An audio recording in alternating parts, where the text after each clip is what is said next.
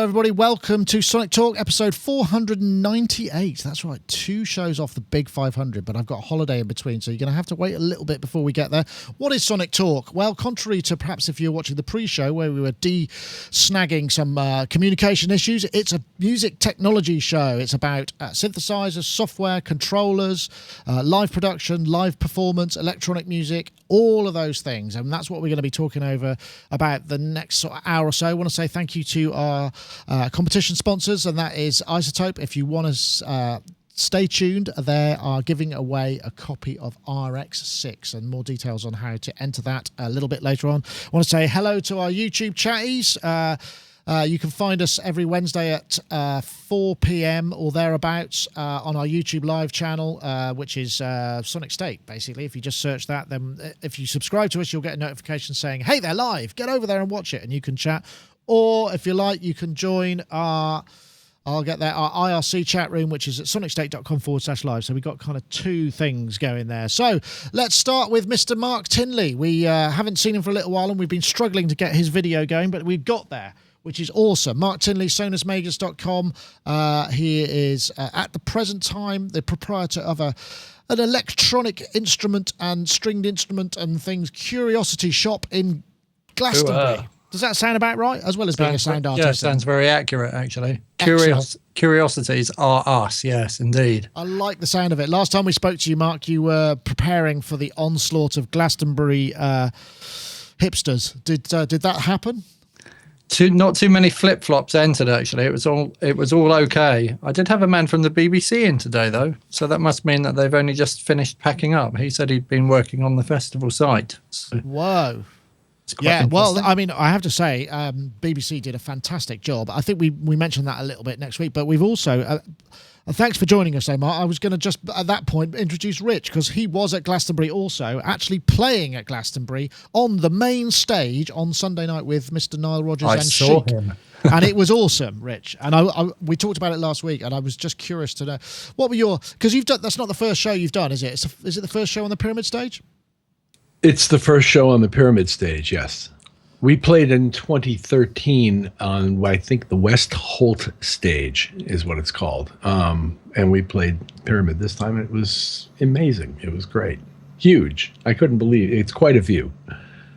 I tried to take a picture of it, but it really, you can't convey. You tried. I tried with a panorama. And the interesting thing is, at the exact same moment I tried, the keyboardist on the other side of the stage was trying. Our timestamps are like the same minute of of the show. So by comparison, what would you, because when you played 2013, what actually happened for you was it was that kind of classic BBC coverage moment, you know, as well as having a great moment of the gig, there was this sort of moment where it kind of went even more global because of obviously the BBC coverage was so great, and everybody went, wow, I didn't realise that Chic were doing that sort of thing. What was there a difference? Was it a much bigger arena? I mean, what's the score? Well, there's always a component of, wow, I didn't know he wrote all those songs to our show, because people don't really realize all the things he's done, and he tries to remind them at various points along the way. But as relates to the differences between the two, I mean, from an execution standpoint, I thought we did fine both times, and from a response standpoint, both audiences were incredibly loving. This one was about, 5 times the size, but it was extraordinary. It's a really extraordinary thing to get to share happiness and touch the lives of people on that scale. Yeah. But it's not in any way, I know this is going to sound really odd, but it's not in any way personally intimidating to me to be doing that.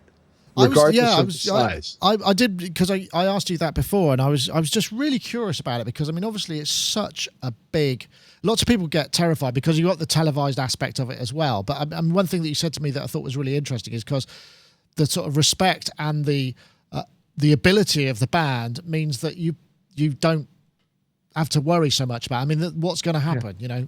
It's the safest, I said many times, it's the safest place in the world being on stage with those people in Chic. We really do care for each other a lot, and we love this music, and they happen to be great songs. It's easy to love the music. So It's just I was fun in the to crowd. do. Pardon?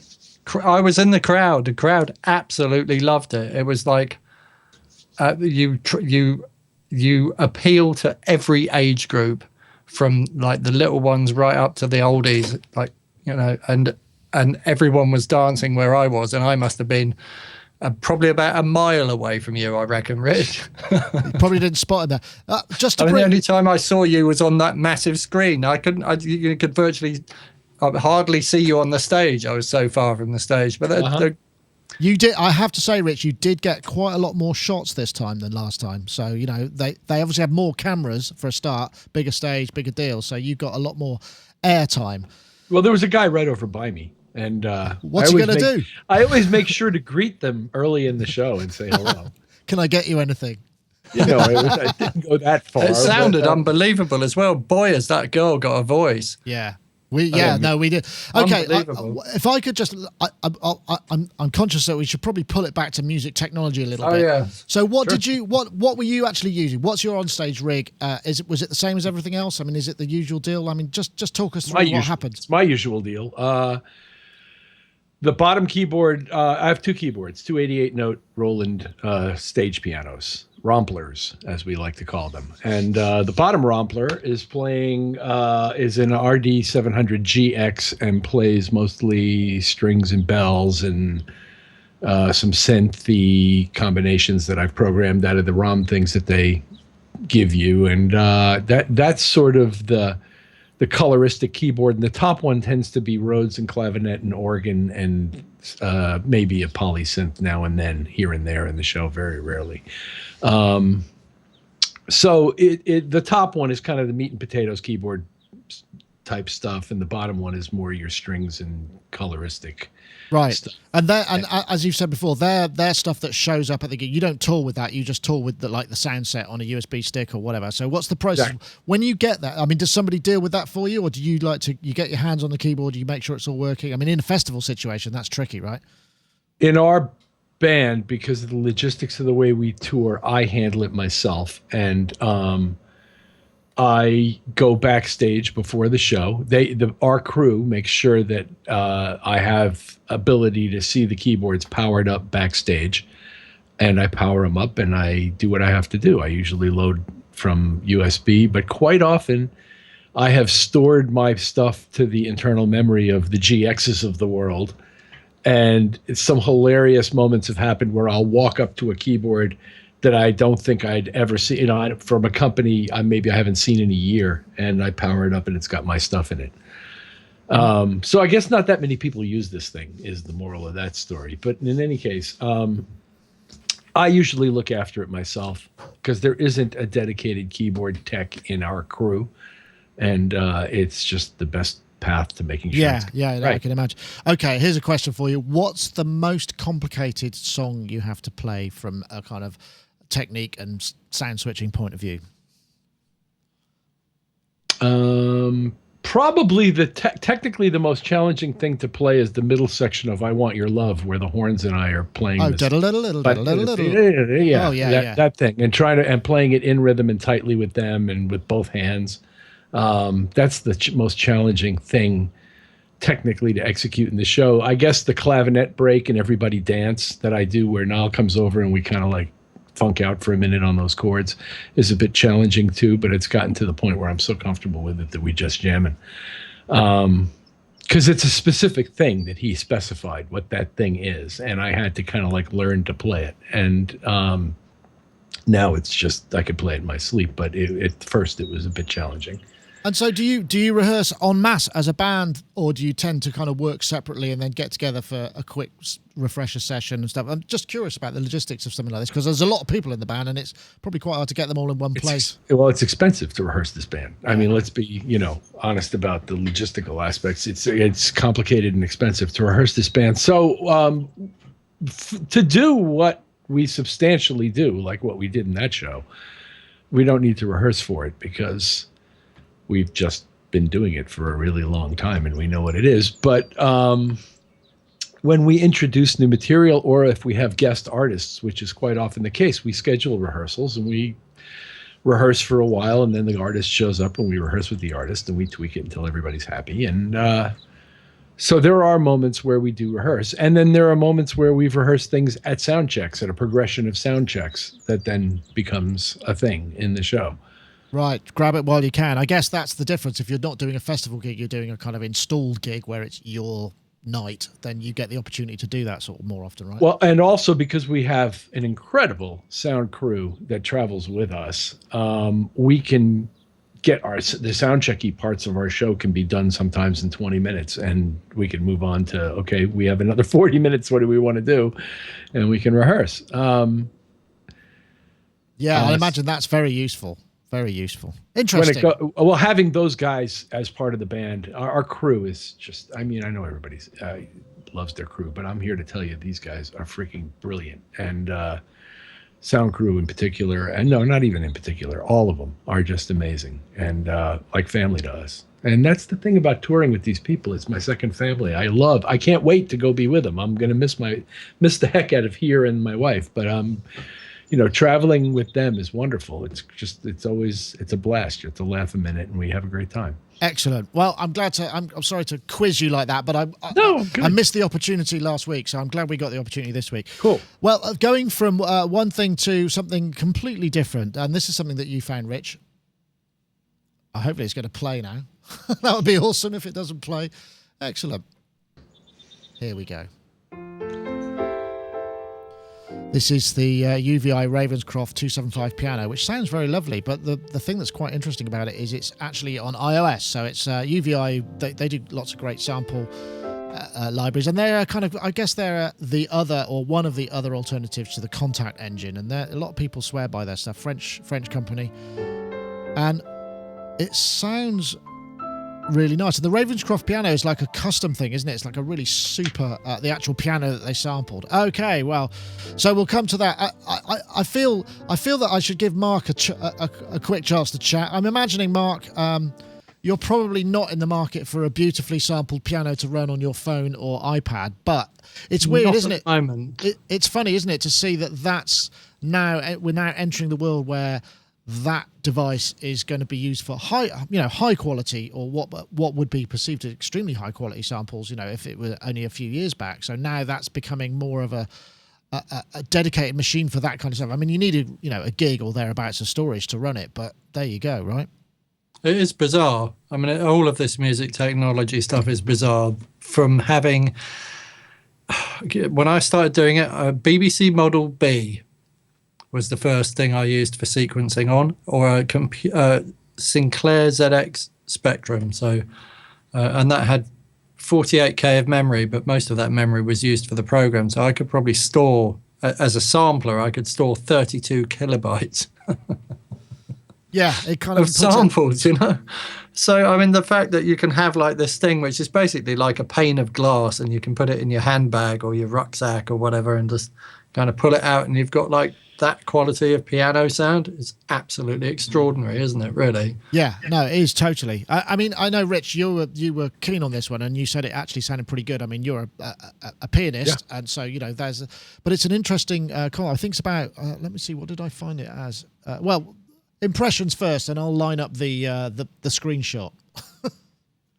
I think, like I mentioned, it's for what it is, what it costs, and what it does. It's pretty remarkable. And there is somebody who's written an AU shell for it that has a lot, I think, more layers that runs on your desktop computer as well as a plugin.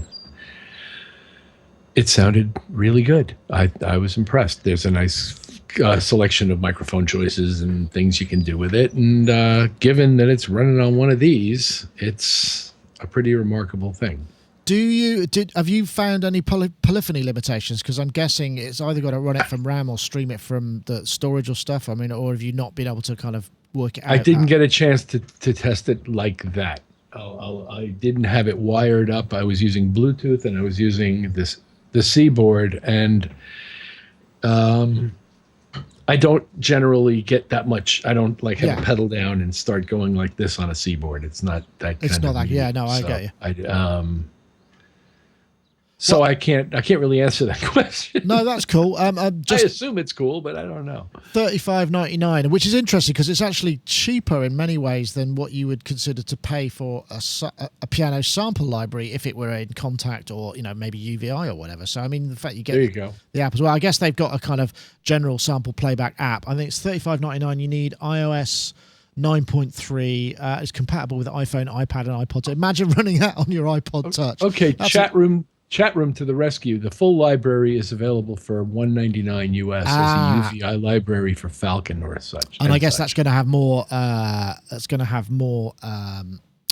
Yes, if I put the chat room on, that's going to have more. Thank you very much, Nick. Nuck Fuggit. Okay, I've got to be really careful how I say that. So yeah, I guess you've got different layers, and it's going to be a lot larger in those sort of terms. But yeah, an interesting concept. For sure. Yeah. So well, there are a few points. What is it? Real sympathetic resonance, sustained pedal modeling, 1,000 release samples for true connectivity, true staccato. iPhone 4 or newer. Now that's a bit crazy. Okay. All right. Well, anyway, I just wanted to throw that out there because I know that we had it last week, and it did. The demo did sound really good. So I'm kind of keen. I guess the thing is, though, it's like this, Mark, isn't it? Once you've built the engine that'll do that kind of level of sample playback, we're going to see more of this stuff, and people were going to consider maybe running an iPad Pro as opposed to, I don't know, maybe a Mac Mini for live sounds. I don't know whether or not that's the sort of thing that one would do. I mean, you'd have to solve a number of powering and audio interface issues to get you through a long gig to be confident that it's not going to die or, I wonder if they're going to continue making Mac Minis. You think? I think any moment. Wondering. Oops. Go. Sorry. Yeah, sorry, Mark. Any moment we are going to explode. The music technology scene will change completely. Why do I sound like Spike Milligan? Shall I stop doing that? I've got this idea. I've had this idea for a long time that something's going to be like a very groundbreaking thing. So we've been throwing the same things at the ever increasing technology, but any moment now it's all going to shift. And the reason I know this for sure is because I've got a friend who has a fab lab, and they invited me over and they showed me a 3D printed thing, except it was a mechanism. And I looked at the mechanism and I thought, how on earth could you dismantle that? And they said, you can't, it's printed like that. So the 3D printer prints the whole thing with all the gaps in and all the pins that make the thing work. So it actually prints everything in situ. So that if you apply that mindset to music technology, and we could work out how to move from assembling things to being able to make them already pre-assembled. Does that make sense? Yeah, Using that as a metaphor. There's something that somebody hasn't thought of yet, that any moment they'll think of it and they'll go, oh my God, we could do that with this technology. And it will be such a huge leap that we're all going to go, wow, why did nobody else think of that? But we have the power now to do the most amazing stuff. So I'm just waiting for that thing to turn up on my doorstep and for me to just the whole thing to go to another level. So I think these things are very clever, and it's very clever that we can kind of condense things. I mean, you could probably almost play that piano from your Apple Watch, couldn't you, with some kind of Bluetooth link? Wow, but, that's something else has got to happen any moment, really, if you think about it, because we've got the technology now it's just somebody's going to have that idea that will just take, because I'd never thought about printing something already assembled. So you could never disassemble it or disassemble it. It just is the thing and it works.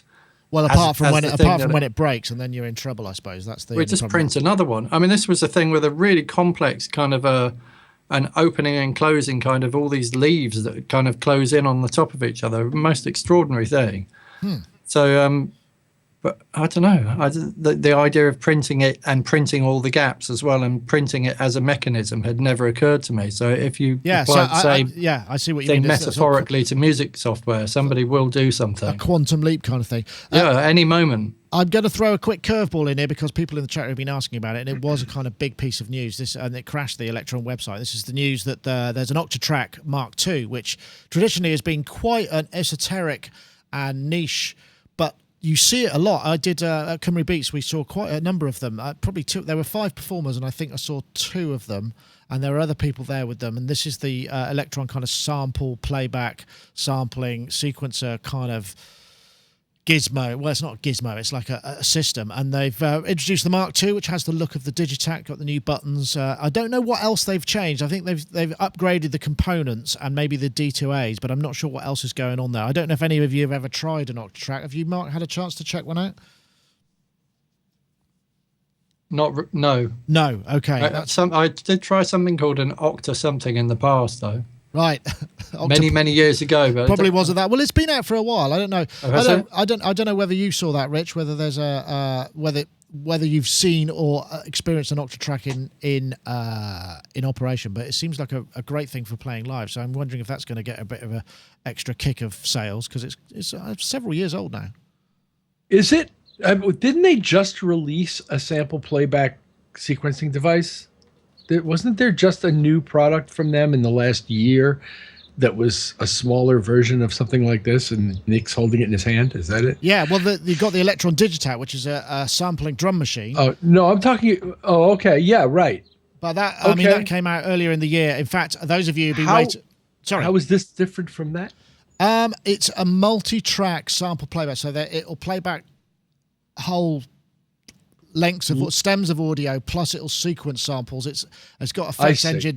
It's more of a real-time process, whereas the Digitac is more of a traditional drum machine kind of vibe. One-shot. That's more like your one-shot trigger sampler. More like, yeah. I mean, it'll do... The drum machine one, the more recent one. I see. The Digitac will do 30 seconds. In fact, I know a lot of you have been patiently waiting for our Digitac special, which is going to be happening on Monday now. Elektron are coming on Monday. Cenk's coming down, or Cenk. So I know you've been waiting a long time, and I made some sort of feeble excuses. The one excuse is we had it slot booked. They got delayed because they had something else to deal with. In the meantime, I filled up all the time around it, and then they couldn't get back. So this is the earliest we could do it. So I do apologise for that, but it will be coming. Hopefully, before I go away, there'll be a kind of a more in-depth look at it with a lot of the questions that you were asking in the comments that I asked. And they've been building up over the last 6 weeks or whatever it is. They will be answered. So anyway, I just wanted to say that. So, but the Octatrack, $1349, $1449. I think it's going to be available in August. So yeah, it's kind of, and we wonder whether or not they're going to start to reintroduce this new livery and new componentry to the other things in the range, like the Analog 4, that kind of stuff. I guess it may happen. I mean, that would make sense to unify it. It's going to make manufacturing and stuff a lot easier, which is often what you have to consider if you are indeed a manufacturer, no doubt. I think it's probably time to have a word from our competition sponsors. So I'll see if I could get that to play, and then we could say thank you very much to iZotope, because we're looking at RX6. Here we go.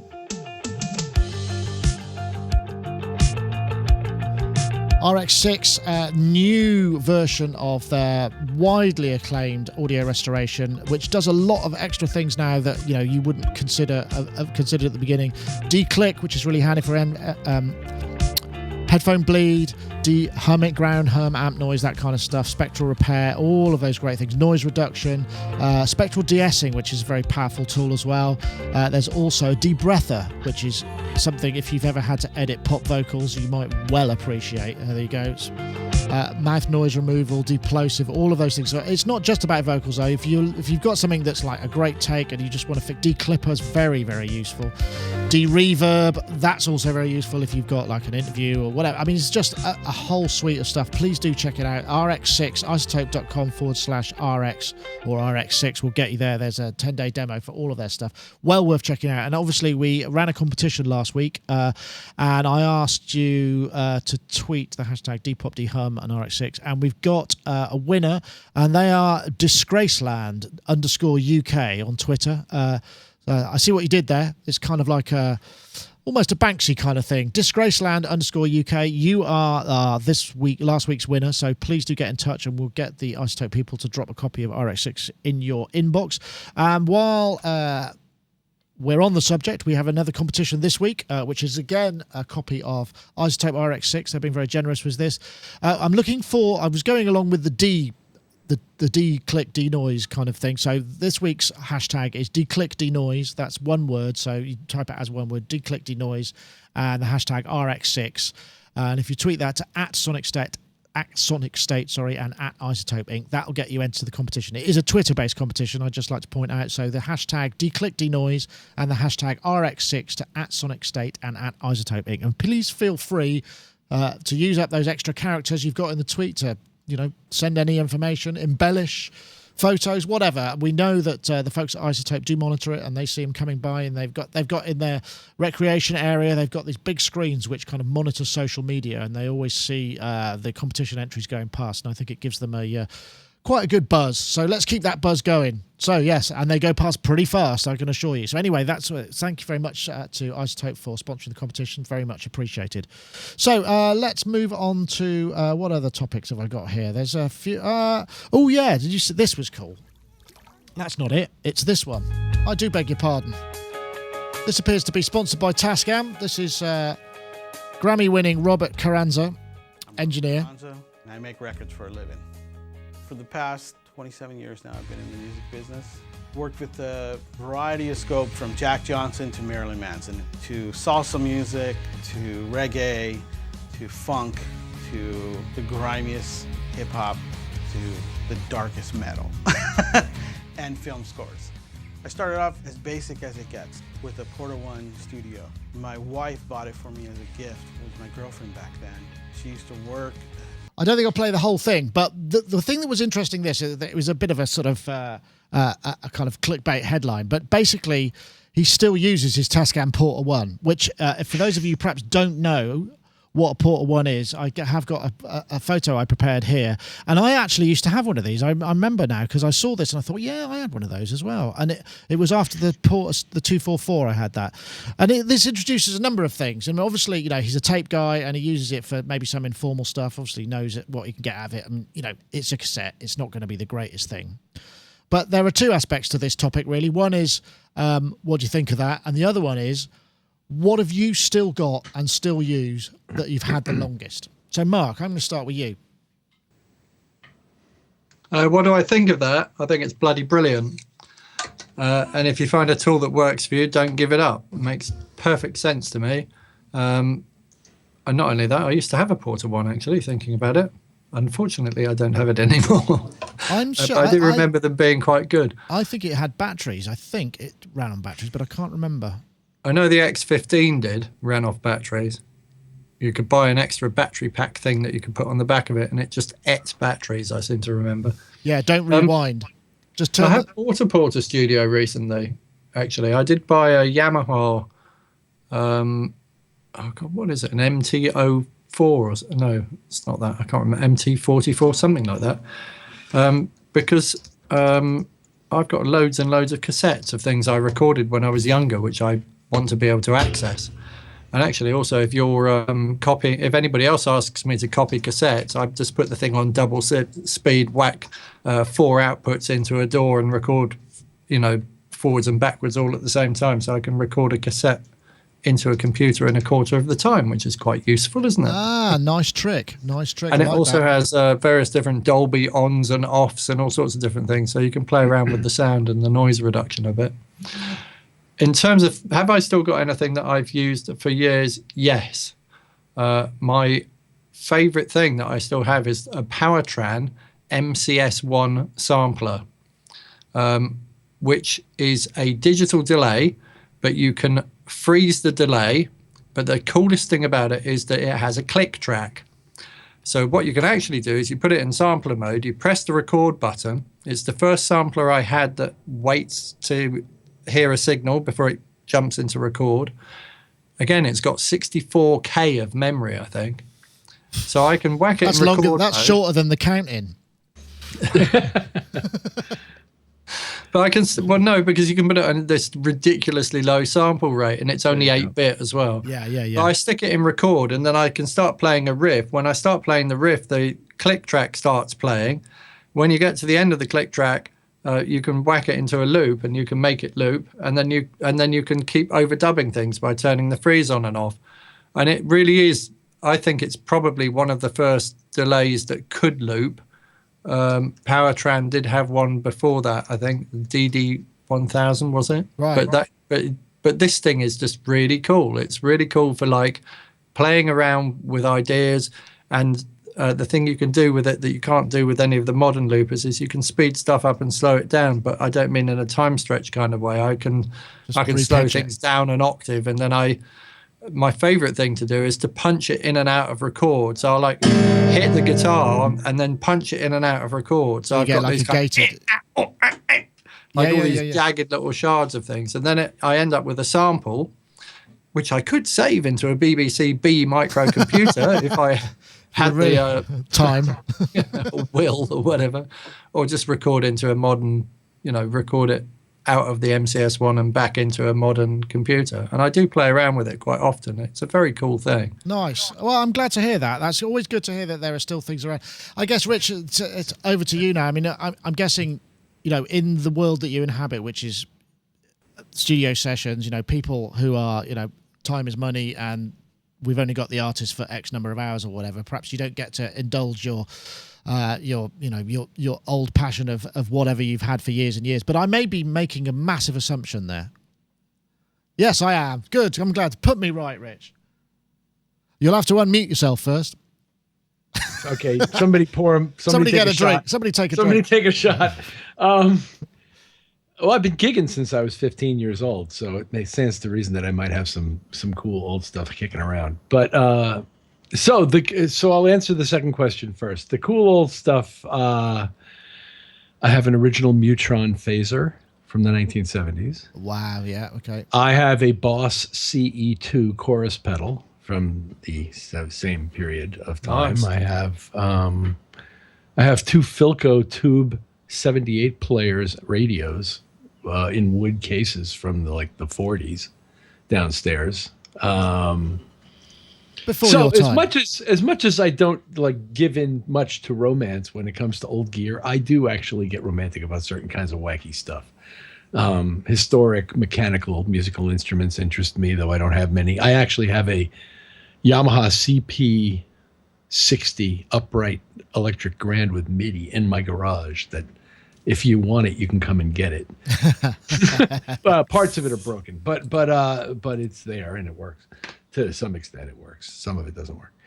Anyway, but getting on to this guy's Portastudio, another thing that's little known about me is that in the mid-'80s I worked at a high-end audio video the consumer audio video dealer on Long Island, at which I worked in the service department, and we were authorized Tascam. So I sort of became the guy who tuned up everybody's Portastudios.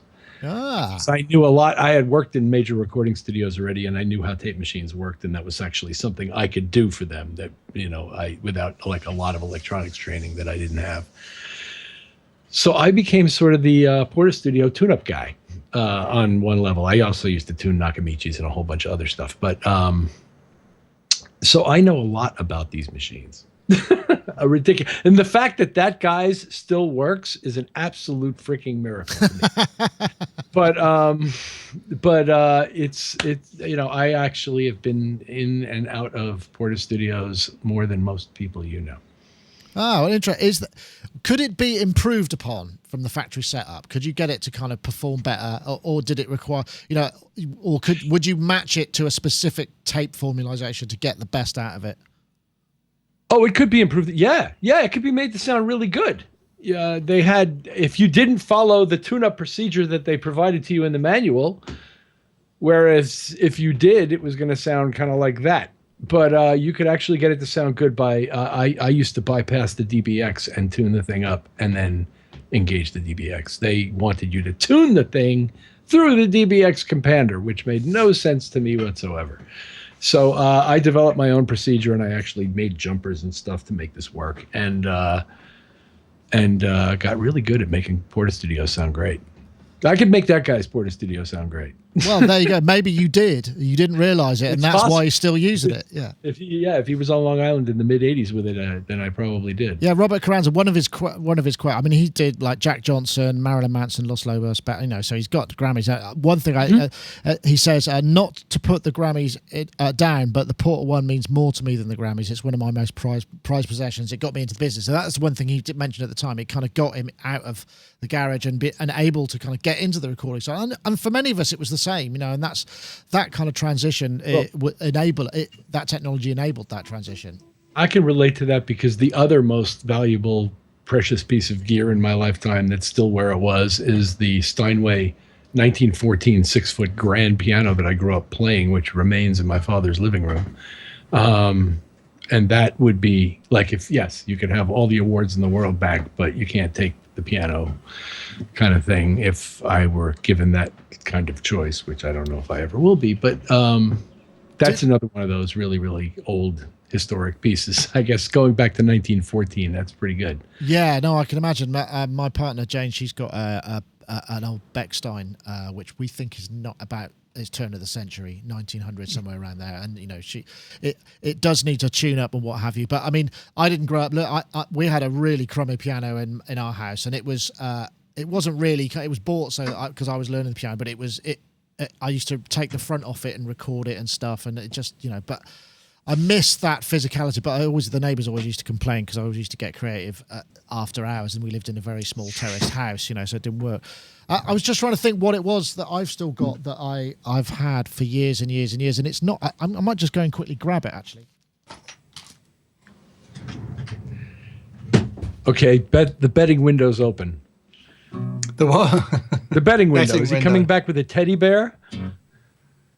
Oh no! Oh, it's a Not guitar.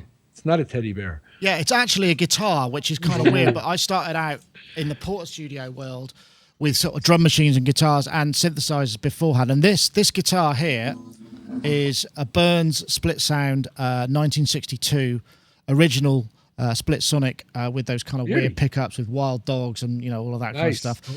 And the thing about the history of this guitar is when in my first band, this was the guitarist's guitar. And I used to play it, you know, and what have you, because, you know, it would be lying around. So that's what I learned to play my modicum of guitar ability on it. And then it ended up being sold to somebody else, and I managed to buy it back off them. And the thing was, I mean, we're talking, I would be 15, 16, so 35 years ago at least. And plus that, it's older than me. So it has a very specific sort of thing. But in terms of synthesizers, it's more difficult because one tends to buy and sell things and upgrade and what have you. And, you know, particularly if you don't have the funds to hang on to stuff, it does rotate. But the other thing I used to have was this Trantec DIY kit that I bought secondhand off some kind of place. And it was just like a rack of modules that are somebody built, and it had a little bent bit of aluminium with a patch bay in it. And there was an EQ, a little parametric.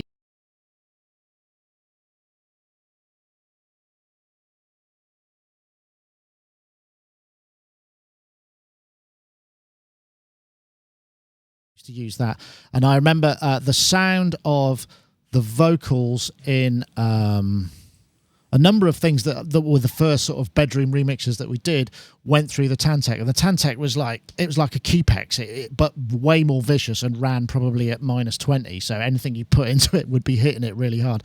And I remember it had an indicator light when it was going, and I don't know whether it was because I was hitting it so hard, but it blew up and popped and sort of split the little red LED split, so I could never see that anymore. Wow. And I wish I'd still had that because it was very much a part of the sound. But the other, I still have my D110. Which was the first synth that I bought for multi-timbrality, and I still have that, and I used to use it on loads, and it enabled, you know, when you had that and a computer, it was just like, oh my god, I can create these entire opuses of stuff. And so I don't use it, to be fair, because can I be the question asker? Yes, please ask. What do you not have now that you still wish you had? What have you sold that you now think, oh my god, I wish I'd still got one of those? You know, I wish that I'd kept my Mirage and Sonic Mirage. There's something about the sound of that, and it may be one of those memories that when you hear it back again, you go, what? But there was something. I think you're right, actually. There's something about the sound of that. Yeah. That I don't think it was. You know, there's nothing specific necessarily, and it had nice filters, you know, for the time. But it's more about what it enabled me to do. When I had it, it opened the creative doors to a lot of things that made me go, "Wow, I can make this." And I think it's more that than maybe the sound quality of it. And I'd like to have that still. I don't know. What about you, Mark? Me, Akai S900. Actually, thinking about it. Yeah. Just the fact that you could have, I used the first thing I sequenced an S900 with was a TR909.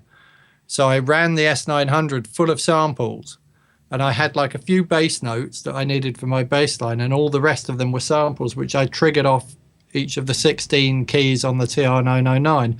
So it's literally the first 16 notes of a keyboard, isn't it? And I think the kick drum and the snares are the wrong way round, or not the general MIDI way round. But I used to write songs on the 909 and run all the samples out the S900, and it cascaded samples in a really interesting way when you re-triggered them. And it had a very specific sound to it. And I might like to do that again. Actually, I think you can. A lot of people would still buy. I know some of the producers that I've worked with have picked up the S900s or S950s more because they've got more memory. And I gave all my old sample discs. I had a big box of sample discs of S900 to Will, and he's got a Will from Golfrap, and he's got my sample disc and an S9. But the Compander in it was clever as well, because it had this kind of DBX circuit in it, which made it sound way better than a 12-bit sampler. And I don't know how it managed it, but you could sample a cymbal in there at 10 kilohertz and play it back, and it was still bright. So there was some kind of trickery enhancer or exciter in there as well. So it didn't have quite as good a bottom end as the S1000. When the S1000 came out, the bottom end of that was much better, but then that didn't ever play in time, did it? The S1000, it was all over the place. No, it was all over the place. At least the stereo imaging was sort of all right. I know. I guess the same question applies to you, Rich. Is there something that you wish you'd not sold? A couple of things I wish I still had. One is my Wurlitzer Model 200A piano. I've got one of those. I wish I still had it. Do I? But then again, I have a clavinet sitting right over there that I'd never, ever, ever use. So I know that if I had it, I still wouldn't use it. The other one, which I don't even know how you'd use today, is the Garfield Dr. Click that I used to use in the early 80s in my productions during the FSK days.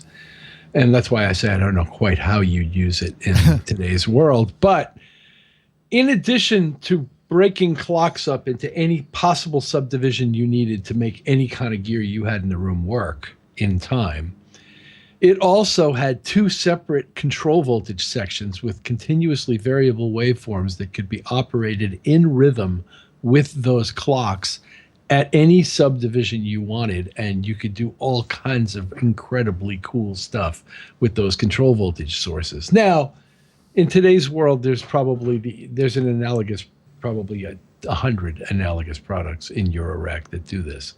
But for me at the time, there was nothing else that could do anything like that, and it was really great to have it.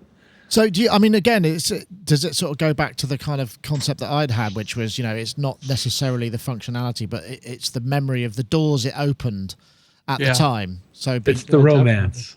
Well, is that romantic? I mean, it is. It is. For me, it is.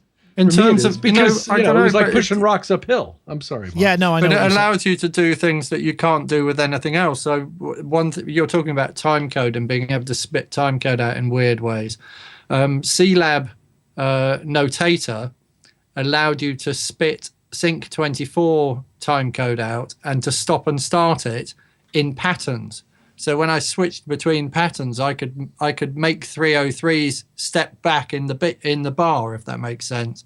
Right. So instead of your 1 bar loop in your TB303 always playing the same thing, you could move it back like a 16th note or like a quarter note or whatever, and start the loop in a different place without having to change the pattern. And it just did something completely different. And you could do stops and starts in between patterns when you arranged your patterns into a song or whatever, and all those kind of gaps and those drops we used to do back in the 80s. Yes, well, there. Yeah. But you couldn't do it with anything else. There's nothing I know of that would allow you to do that, and then to be able to. So then that meant I was free to twist all the knobs around and make it do all the squelchy things. So yeah. Well, Synclavier would allow you to do that, but there was a pretty significant difference in cost. Yeah. That's very true. No, that's interesting. I mean, I think now, this thing that I see a lot with people who are working with modular systems, they have a lot of modules that will kind of subdivide and process clocks in different ways. So you got your master in, and then all these different ways of kind of offsetting and re-triggering and dividing in various, and that, I guess that's a similar kind of concept if that spits out those sort of things, but it means that you have to get involved in all of that world. And I know a lot of us are kind of resistant because it's a whole can of worms when it comes to well, a lot of things really. So you have to be kind of quite prepared to dedicate your life to that way of doing things once you start. I don't know, has that any of that world crept into the commercial aspect of what you do, Richard, or is it's very far away from what's required for the job? It sometimes it does. I mean, every now and again there's a run out and get me a Heil talk box moment, where you got to go out and get some kind of old mechanical. Do you remember the Heil talk box? It had a speaker driver about the size of a quarter. Yeah, it's like a bullet, wasn't it? Mid-range bullet. And then it would come up a tube and go into your mouth, and it was Make that all your whole Peter teeth fall out. Frampton, "Do you feel like I do" sound. Yeah. And every now and again, we will have what I call the Heil talk box moment, where it's like, run out and get me a, what did Groucho say about something about it? This would make sense to a 4-year-old child, and he said, "Well, run out and get me a 4-year-old child because I can't make any sense of it at all." It's kind of like that, run out and get me a Heil talk box. Run out and get me a, so we do have those moments now and then. Not so much run out, but order one these days because there's no such thing as retail anymore. But oh yes, there is. But outside of Glastonbury and I've survived a year, more than a year actually. Bless you. Yes. I wish I'd seen it. I really do. I wish you had as well. I would have loved Niall to come in as well, because then we could have done the photo. The cheesy photo they always have in the Italian ice cream parlor with him on the wall. Guy with his arm around all the different stars like Robert De Niro or whatever. I think I need to start plastering my walls with all these weird signed photographs of strange people. Well, I'm not saying Niall's strange or you, but you can start with Sonic Talk broadcasters. Yeah, well, we'll do it. I'll come down and do it at some point. Yeah, do. Yeah, that'd be brilliant. Then people will go, "Who the hell's that?" Yeah, quite rightly. Well, it feels like, I hesitate to start any more topics because we're kind of at 5 o'clock. So I think maybe it's we'll save some of these. I know, Rich, this is going to be the last time you see for a little while because you're out on tour, aren't you? You're going on the big leg, as it were. Yeah, it's a lot of traveling. This is a bus tour, and we're covering some serious mileage in the U.S. So my availability will be very spotty for a little while. Well, I hope you have a lovely time, and I'm sure. Just out of curiosity, where can people find out about those dates if they wanted to come and catch you somewhere in the northern hemisphere? I just posted some of them on my Facebook page. I'm sure if you just run Earth, Wind, and Fire Chic tour dates 2017, you're going to see a list of them in any given search engine that you use. But I don't know of any exact website address. No, but I'm sure it could be found. And of course, I don't know if you're a friend of the show, John Van Eaton, is actually one of the crew, or certainly was. I don't know if he still is, but he was going out with Earth, Wind, and Fire. So you'll get to see him again. We did an interview with John Van Eaton. He's like he's like this legendary. Is it key tech or guitar? Just stage tech generally. I think he does a whole bunch of stuff with a massive, and he's a really interesting guy. And so you'll get to presumably be reunited with him from time to time, even though obviously you'll be operating in slightly different schedules. But so say hi to him when you do. We should have a few good catering room dinners together, I would think. Excellent. Hopefully. That sounds like great fun. Well, have a lovely time, Rich. And it's you're probably going to miss episode 500, which is at the moment looking like it's going to be August the 2nd, I think. That happens to be a day I will be home. Ooh, that's good news. Right, that's when what's today is the 7, 8, 9. No, today's the 6th. The 496 is today. The show? This is 498. 8? Yeah. 499 will be next week, and then there's a break for 2 weeks. So what are you going to do? Have you got a plan? No. Not yet. Not yet. I think Dave Spears is coming down here.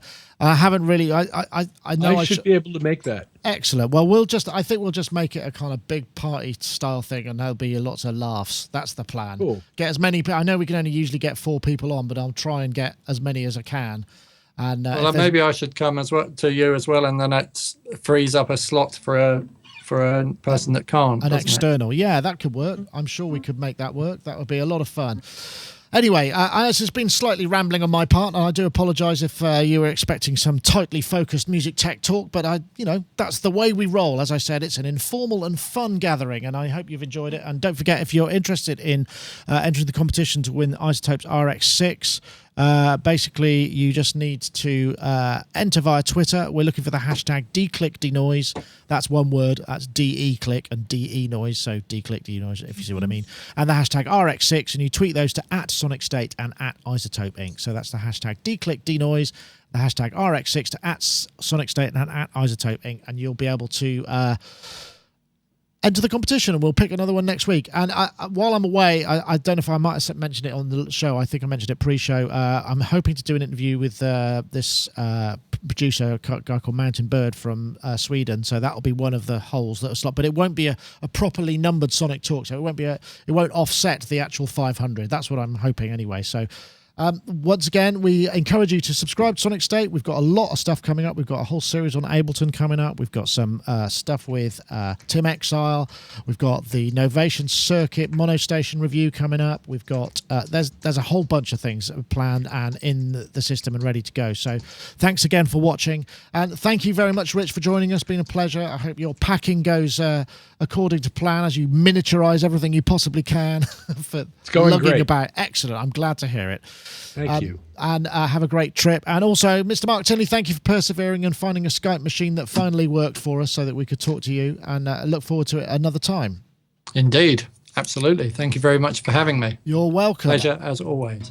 That's it for this week. I want to say thank you very much to our panelists and everybody else, and thank you to all of those folks in the chat rooms. That's the YouTube live chat, and also our own IRC chat room, which I'm just about to play a video. Pressed the wrong button because I wasn't looking. I think I can get it to show. There we go. The chat room. Oh, lots of words in there. See, you can go and check it out. It's anyway, different. I'm in the YouTube one. there we go. There are 2. So thanks everybody for joining us. That's it for this week. That's this button I need to press now. Sorry, I'm trying to do too many things at once. That's it for this week. We'll see you next time.